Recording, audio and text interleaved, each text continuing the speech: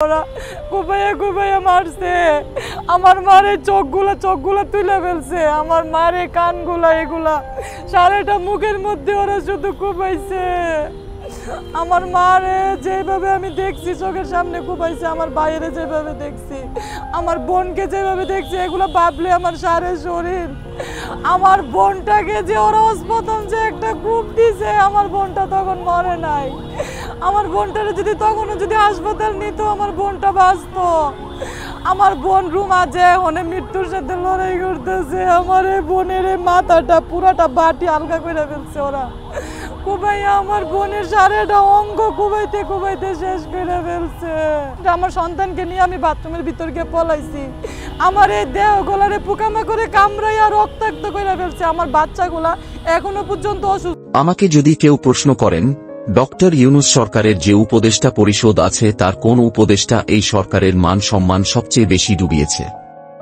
আমার বা আপনাদের জবাব হবে আসিফ মাহমুদ সজীব ভুঁইয়া। এটা ইনফ্যাক্ট গতকালের ঘটনা যেটা দেশের জনগণের সবার সামনে এসেছে সেটার জন্য নয়, তার অনেক আগে থেকেই একটার পর একটা বিতর্কিত কাজ করে চলছেন এবং তিনি ক্ষমতাতেই আছেন এখনো খুব শক্তভাবে, এবং আমি ধারণা করি না মোটামুটি নিশ্চিত যে আগামীতেও আসিফ মাহমুদকে একই জায়গায় থেকে রেখে দিবেন কি দিবেন না।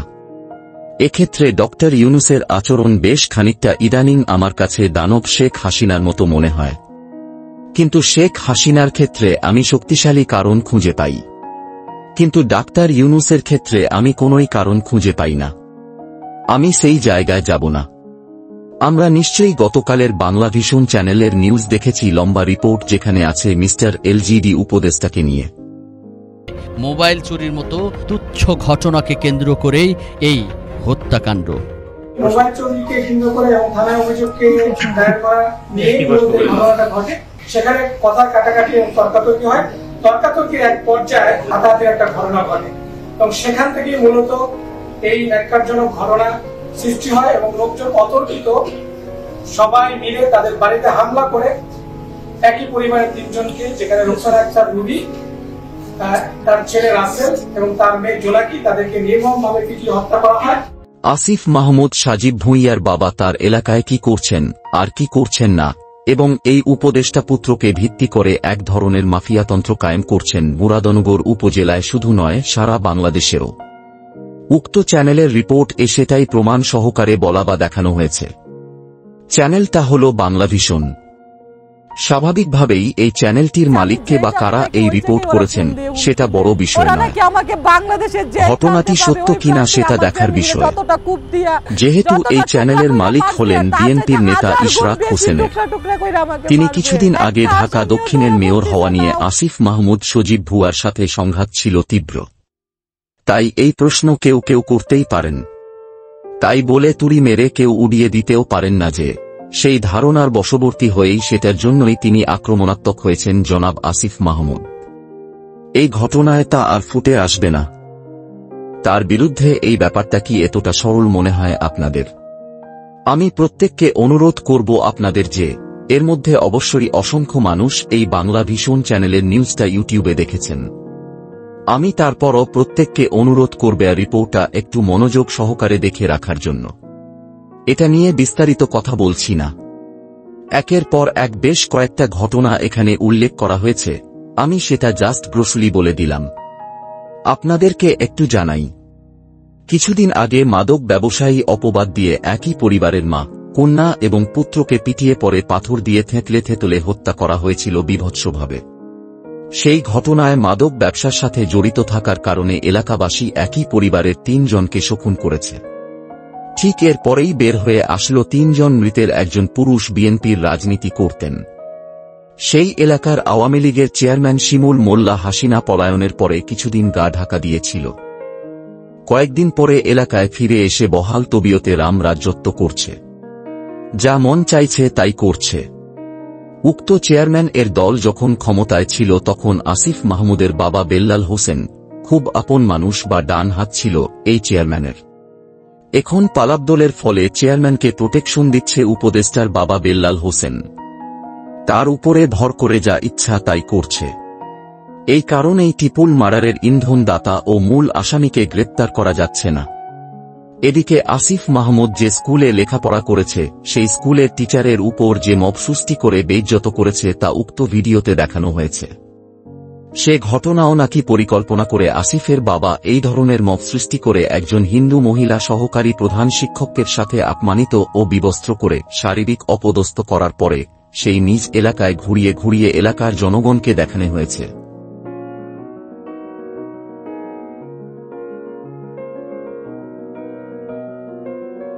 বিএনপির কর্মী ছিলেন রুবি আক্তার ও তার ছেলে রাসেল।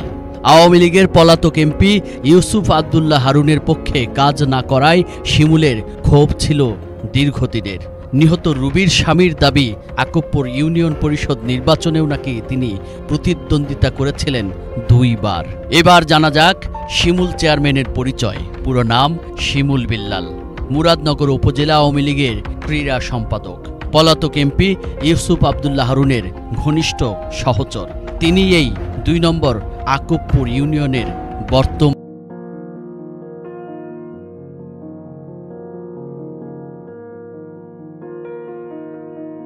সকল ঘটনার মধ্যে প্রচুর রাজনৈতিক দ্বন্দ্ব ছিল এবং রাজনৈতিক দ্বন্দ্বগুলোর কারণেই এখানে 3 জনের হত্যাকাণ্ডটা হয়েছে। নিজের স্কুলের মহিলা টিচারকে লাঞ্ছিত করেছে উক্ত রিপোর্ট, সেটাই তুলে ধরা হয়েছে। সবকিছুরই যে মাস্টার মাইন্ড এবং যে হত্যাকারী তিনি এখনো আছেন জনাব আসিফ মোহাম্মদ সাজিব ভুঁইয়ার বাবার আশ্রয়ে এবং তার খুবই ক্লোজের মানুষ এবং খুবই ইন্টারেস্টিং।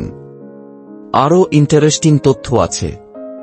আওয়ামী লীগের এমপি ছিলেন যিনি ইউসুফ আব্দুল্লাহ হারুন, সম্ভবত তার ওখানে যখন নির্বাচনী ক্যাম্পেইন হয় সেই চেয়ারম্যান শিমুল মোল্লা এবং আসিফ মাহমুদ সজীবের বাবা আওয়ামী লীগের হয়ে সেই একই স্টেজ এ নৌকার পক্ষে ভোট চেয়েছেন, সেটিও উক্ত রিপোর্ট এ তুলে ধরা আছে। এখন সেই ট্রিপল মার্ডারের পরিবারের বেঁচে থাকা বাকি সদস্যরা পালিয়ে বেড়াচ্ছেন এবং তারা জীবনের হুমকির মুখে আছেন। ফোনে হুমকি দিচ্ছে তারা যদি উপদেষ্টার নাম প্রকাশ করে তাহলে তাদেরও জানে মেরে ফেলবে।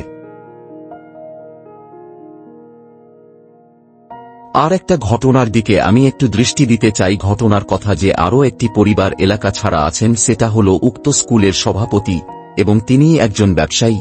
আমি সেটার দিকেও যাচ্ছি না, সেটাও শুনলে আপনার শরীর কাটা দিয়ে উঠবে। সবচেয়ে মর্মান্তিক এবং বিভৎস যে ঘটনা সেটা একটা ভয়ঙ্কর, একটু আগে যেটা ঘটল সেটার চেয়েও বেশি বিভৎসতম। এই ঘটনাটাও আমাদেরকে অনেক টাচ করবে। একজন স্কুল শিক্ষিকা, তিনি সনাতন ধর্মের। আসিফ মাহমুদের বাবা যে স্কুলের হেডমাস্টার আছেন তারই অ্যাসিস্ট্যান্ট হেডমাস্টার ছিলেন সেই নারী। সেই নারী শিক্ষকের এক বিভৎস নির্যাতনের বর্ণনা তার নিজের বয়ানেই আছে উক্ত ভিডিওতে। আমি সবাইকে কথাগুলো শুনতে বলবো, ওটা আসলে মাথায় নেওয়া যায় না। কিভাবে তাকে আটকে রেখে নির্যাতন করা হয়েছে, একটা সময় তাকে কাপড় খুলে গামছা পরে এলাকায় ঘুরানো হয়েছে, ঘন্টার পর ঘন্টা তাকে বিবস্ত্র রাখা হয়েছে, তার শরীরে অনেক জখমও হয়েছে। তারপর তাকে স্কুল থেকে বের করে গ্রামে হাঁটিয়ে হাঁটিয়ে ঘোরানো হয়েছে পুরো এলাকা। জানা যায় যেটা, আর সেটা হচ্ছে 2014 সালে আসিফ মাহমুদের বাবা ও সেই স্কুলের প্রধান শিক্ষক ছিলেন। তিনি স্কুলের ফান্ড থেকে টাকা চুরি করেছিলেন। সেটা তদন্ত হয়, সেটা নিয়ে আসিফের বাবাকে স্কুল থেকে বহিষ্কার করা হয়েছিল। সেই সময় এই শিক্ষিকা সেই স্কুলেই ছিলেন এবং এই শিক্ষিকাকে ভারপ্রাপ্ত প্রধান শিক্ষক দায়িত্ব দেওয়া হয়েছিল। সেই ক্ষোভে এবং কষ্টে এটা করেছেন বেলাল হোসেন, মানে উপদেষ্টার বাবা। কারণ তার এখন হঠাৎ তৈরি হয়েছে ছেলের কার, তার ছেলে উপদেষ্টা হয়েছে এবং এ ধরনের অক্ষম মানুষের হাতে যখন ক্ষমতার হেডাম যায় তাদের পরিস্থিতি কোন জায়গায় যায় আমরা তা দেখতেই পাচ্ছি। ছেলে বলি বাবার হাতে আর বাবা বলি কার হতে অবশ্যই আপনারাই বুঝতে পারছেন।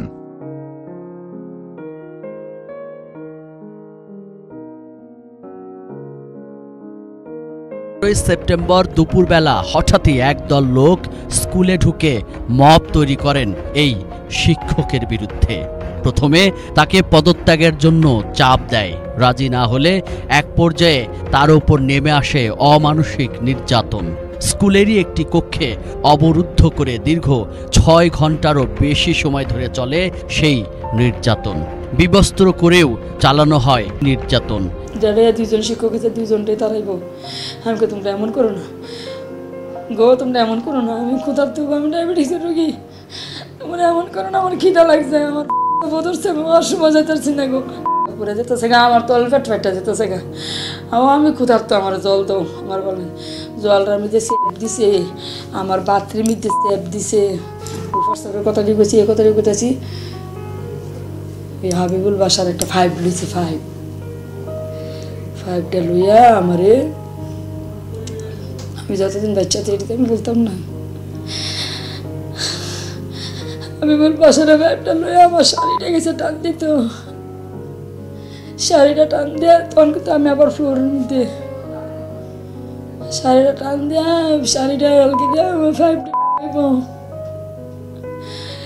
আমি আবার শাড়িটারে এমনি ঈশ্বর মনে শক্তি দিছে, আমি এমনি শাড়িটারে ধরে আমি করতেছি তোর কাছে আমি ভিক্ষা চাই, তোরা এমন করিস, আমার চেপে ধরছে, বাসার এমন করিস না, তোর মা নাই করো এমন করিস না, তোর মেয়ে বলেছে না, তোর মেয়ে বিয়ে দিচ্ছে তাই এমন করিস বাসার, তুমি এমন করো না। তারপরে এরপরে মনে আমি শুয়েছি কি, আমার মনে মাথা টাথায় মনে আবার আঘাত করছে, আমার মনে শুইলেও মনে আঘাত করছে, এরপরে আমি শুয়েছি কি, এরপরে আবার আমার পানি দিয়ে সজাগ করছে, আমার ব্লাউজটা শিখতাম চুলি ধরে আমরা টান দিছে, মানে এরা যা করণের মানে মায়ের দিয়ে আমরা তাই করছে। শুধু নির্যাতন করেই ক্ষান্ত হননি, এরপর ওই অবস্থায় তাকে স্কুল থেকে বের করে ঘোরানো হয়। অত্যন্ত প্রান্তিক জায়গায় থাকা মানুষের হাতে ক্ষমতা যাওয়ার এক বিভৎস পরিস্থিতিতে সেই এলাকায় ফুটে উঠেছে। শুধু কি তাই, নিজের এলাকারও অনেক পুকুর দখল, জোর করে মানুষের পুকুরের মাছ ধরে বিক্রি করে দেওয়া, জমি দখল কোনটা বাদ দিব, সেখানে যা চাষ হচ্ছে সেটাই দখল করে ফেলছে, বাকি নেই কোনো কিছু। এই ক্ষমতা কই থেকে আসছে সেটা কি আমরা জানি না নাকি বুঝতে পারছি না? আমরা খুব ভালো মতো জানি না, জানার কোনো কারণ নেই। আসিফ মাহমুদকে ফোনে যখন জিজ্ঞেস করা হয়েছিল তখন তিনি একবারই মাত্র কথা বলেছেন। তার বাবা জানান যে তার ছেলে নির্বাচন করবে, এই জন্য শত্রুপক্ষ এসব করছে। এটা খানিক রাফ টপিক হলেও বলে রাখি, আমি এর আগে এটা নিয়ে ভিডিও করেছি। শুধু সেটা না, এলজিইডি মন্ত্রী হিসেবে তার অনেক এই স্থানীয় উন্নয়নের বরাদ্দের ক্ষমতাও আছে, তিনি সেগুলো ব্যবহার করছেন ভালোমতো। প্রত্যেকটা কনফ্লিক্ট অফ ইন্টারেস্ট কিন্তু উনি করে যাচ্ছেন। মার্ডারের ঘটনার পরপরই সোশ্যাল মিডিয়ায় ভাইরাল হওয়া এই ছবিটিতে থাকা 3 জন ব্যক্তির একজন হলেন আওয়ামী লীগের প্রভাবশালী নেতা সেই শিমুল চেয়ারম্যান, আরেকজন বর্তমান অন্তর্বর্তীকালীন সরকারের উপদেষ্টা আসিফ মাহমুদ সজীব ভুঁইয়ার বাবা, আকবপুর স্কুলের প্রধান শিক্ষক সেই বিল্লাল হোসেন। বিল্লাল শিমুলের এই সখ্যতা দীর্ঘদিনের। এই ভিডিওটি 2024 সালে অনুষ্ঠিত হাসিনার ডামি নির্বাচনী প্রচারণার। সেখানে স্থানীয় আওয়ামী লীগের পলাতক এমপি ইউসুফ আব্দুল্লাহ হারুন এবং শেখ হাসিনার পক্ষে ভোট চাইতে দেখা যায় আসিফের বাবা বিল্লাল হোসেনকে। সেই মঞ্চে পাশাপাশি বসে আছেন আলোচিত শিমুল চেয়ারম্যানও। 5 আগস্ট হাসিনা পালানোর পর শিমুল চেয়ারম্যান সহ স্থানীয় আওয়ামী লীগের নেতারাও পালিয়ে যায়। তবে আসিফ মাহমুদ উপদেষ্টা হওয়ার পর তার বাবার হাত ধরেই তারা আবার এলাকায় ফিরে আসেন। একই সাথে শুরু করেন পূর্বের মতোই সকল অপকর্ম। আমি প্রিভিয়াস কিছু জিনিস যোগ করতে চাই। তার বাবার সূত্রে তার বাবা একবার ঠিকাদারি লাইসেন্স করেছিলেন। প্রাথমিকভাবে এটা নিয়ে এক ধরনের অস্বীকার প্রবণতা ছিল, কিন্তু পরে যখন দেখা গেল এটা সত্য, এটার জেনুইন ডকুমেন্ট বেরিয়ে গেছে, তখন তিনি স্বীকার করেছিলেন এবং তার বাবাকে ভুল বোঝানো হয়েছিল এবং তিনি সরল বিশ্বাসে এসব করেছেন। এখনো কেন দুদক জিজ্ঞাসাবাদ করার জন্য তাকে ডাকেনি, আর সরকারি বা কেন তাকে এই ব্যাপারে ইভেন উপদেষ্টার দায়িত্ব থেকে সরিয়ে দেওয়ার মতো বিষয়ও করতে পারত। শুধু সেটা না, তিনি গর্হিত অন্যায় করেছেন তারও কিছুদিন আগে আমাদের মনে থাকার কথা, সেটা হলো সেনাপ্রধানকে নিয়ে স্ট্যাটাস দিয়েছিলেন যে তাকে কনভিন্স করতে চেয়েছেন। ঠিক সে সময়ের পর যেন আসিফ মাহমুদ ইন্টারভিউ দিয়েছেন, যেখানে তিনি প্রধান উপদেষ্টার সাথে ভিডিও দেখা গেছে। সেনা প্রধানের এক ধরনের কনফ্লিক্ট তৈরির চেষ্টা তখন জাতির সামনে করেছিল। আমি ধারণা করি এটা উনি প্রধান উপদেষ্টাকে আগে একা একা ফিস করে বলেও ফেলতে পারেন, কিন্তু পাবলিকলি তিনি বলছেন প্রধান উপদেষ্টা নিয়োগে আসার আগে কিভাবে করল। এই বিভৎস কাজ ঘটাতে পারে আমাদের অত্যন্ত টার্মোয়েলের টাইমে, এবং এটা সিন্ডিকেটেড প্ল্যান, এবং এই আসিফ মাহমুদের এই সাক্ষাৎকার দেখিয়ে একজন খুব গুরুত্বপূর্ণ সোশ্যাল ইনফ্লুয়েন্স দাবি করেছিলেন যে এটা তার পরিকল্পিত। কারণ দুদিন আগে তিনি বলেছিলেন ওয়াকার ইস্যুতে নেগেটিভ কিছু পাবে এবং বোমা ফাটাবে। নানা সময়ে তিনি এমন সব বক্তব্য দিয়েছেন যেগুলো সরকারকে বিব্রত করেছে, কিন্তু এগুলো প্রত্যেকটা করে অন্তত সরকারের দিক থেকে সরকারকে আরও বেশি সমালোচিত করার সুযোগ সে সামনে নিয়ে এসেছেন। এইসব কিছুর পরও যেমন বিশেষ করে বাংলাভিশনের এই ঘটনার পর আসিফ মাহমুদকে উপদেষ্টাকে শপথে রাখা হবে। কারণ যারা ভুক্তভোগী আছেন, তিনি একজন টিচার, তিনি তার সরাসরি ছাত্র, যে সনাতন ধর্মের যে নারী টিচারের কথা বলছি তার সরাসরি ছাত্র। এখন জরুরি হয়ে পড়েছে আসিফ মাহমুদকে পদ থেকে কোনো কিছু চিন্তা না করে দ্রুত অপসারণ করা অথবা সুষ্ঠু তদন্ত করা, সেটা নিয়ে পদক্ষেপ নেওয়া। কিন্তু আমি নিশ্চিত ডক্টর ইউনূস তা করবেন না, তার সেই প্রবণতা নেই। আমি আসলে জানি না কারণটা কি। শেখ হাসিনার সাথে মিলের কথা বলছিলাম, আর এখন তো ক্রিমিনাল অফেন্সের অভিযোগ আছে, দুর্নীতির অভিযোগ আছে এবং এলাকায় তার বাবার মাফিয়াগিরির অভিযোগ আছে। এই ভিডিওটি যখন তৈরি করা হচ্ছে ঠিক তখনই জানা গেল কুমিল্লার মুরাদনগরে স্থানীয় সরকার, পল্লী উন্নয়ন ও সমবায় মন্ত্রণালয়ের উপদেষ্টা আসিফ মাহমুদ, সজীব ভুঁইয়া এবং বিএনপির ভাইস চেয়ারম্যান শাহ মোফাজ্জল হোসেন কায়কোবাদ অনুসারীদের মধ্যে সংঘর্ষের ঘটনা ঘটেছে। আজ বিকালে উপজেলা সদরে এ সংঘর্ষের ঘটনা ঘটে। এ সময় উভয় পক্ষের ৬৫ নেতাকর্মী আহত হয়েছেন। এছাড়া সাংবাদিক শাহ ইমরান, আব্দুল্লাহ আল মারুফ, মঈন নাসের খান রাফি, হাবিবুর রহমান মুন্নাসহ ৬ সাংবাদিক আহত হয়েছেন। এ ঘটনায় ওই উপজেলা সদরে চরম উত্তেজনা বিরাজ করছে। এরাই হল আমাদের দেশের উপদেষ্টা। আপনারা অবশ্যই নিজেদের কমেন্ট দিয়ে দেশটাকে স্বাভাবিক পরিবেশে ফিরিয়ে আনতে এবং এনসিপির এই খুন আর অরাজকতা থেকে বাঁচার জন্য ঘুরে দাঁড়ানো উচিত। আপনার কি মনে হয়? সবাই ভালো ও সুস্থ থাকবেন। আল্লাহ হাফেজ। আমাকে যদি কেউ প্রশ্ন করেন ডক্টর ইউনূস সরকারের যে উপদেষ্টা পরিষদ আছে তার কোন উপদেষ্টা এই সরকারের মান সম্মান সবচেয়ে বেশি ডুবিয়েছে, আমার বা আপনাদের জবাব হবে আসিফ মাহমুদ, সজীব ভুঁইয়া। এটা ইনফ্যাক্ট গতকালের ঘটনা যেটা দেশের জনগণের সবার সামনে এসেছে সেটার জন্য নয়, তার অনেক আগে থেকেই একটার পর একটা বিতর্কিত কাজ করে চলছেন এবং তিনি ক্ষমতাতেই আছেন এখনো খুব শক্তভাবে। এবং আমি ধারণা করি না, মোটামুটি নিশ্চিত যে আগামীতেও আসিফ মাহমুদকে একই জায়গায় থেকে রেখে দিবেন কি দিবেন না। এক্ষেত্রে ডক্টর ইউনূসের আচরণ বেশ খানিকটা ইদানিং আমার কাছে দানব শেখ হাসিনার মতো মনে হয়। কিন্তু শেখ হাসিনার ক্ষেত্রে আমি শক্তিশালী কারণ খুঁজে পাই, কিন্তু ডাক্তার ইউনূসের ক্ষেত্রে আমি কোনোই কারণ খুঁজে পাই না। আমি সেই জায়গায় যাব না। আমরা নিশ্চয়ই গতকালের বাংলাভিশন চ্যানেলের নিউজ দেখেছি, লম্বা রিপোর্ট যেখানে আছে মিস্টার এলজিডি উপদেষ্টাকে নিয়ে।